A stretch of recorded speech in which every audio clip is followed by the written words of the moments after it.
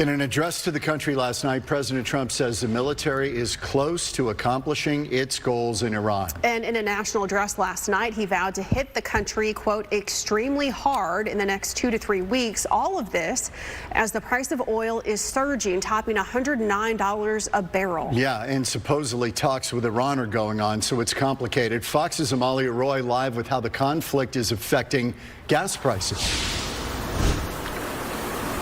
Good evening, John, Ellen. Last night during Trump's address, he did not talk about any plans to open up the Strait of Hormuz. He is putting that on other countries, saying the U.S. doesn't need the Strait of Hormuz.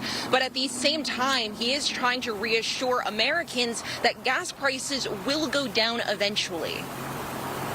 When this conflict is over, the strait will open up naturally. It'll just open up naturally. They're going to want to be able to sell oil because that's all they have to try and rebuild. It will resume the flowing and the gas prices will rapidly come back down. A new Fox News poll shows that 80% of American voters are worried about gas prices, and less than half support military action against Iran. Today, the national average for gas is $4.08, compared to $4.06 yesterday, $3.98 a week ago, and $2.99 a month ago. Arizona has seen some of the biggest price jumps, and people filling up today said they're trying not to look.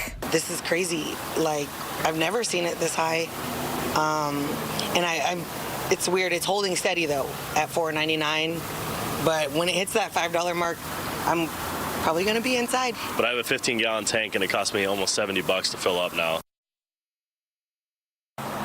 About a fifth of the world's oil passes through the Strait of Hormuz, and that means about 20 million barrels a day of oil. I spoke to one gas expert that said even if the U.S. is ramping up production, that they cannot make up for that big of a difference. In Phoenix, Amalia Roy, Fox 10 News.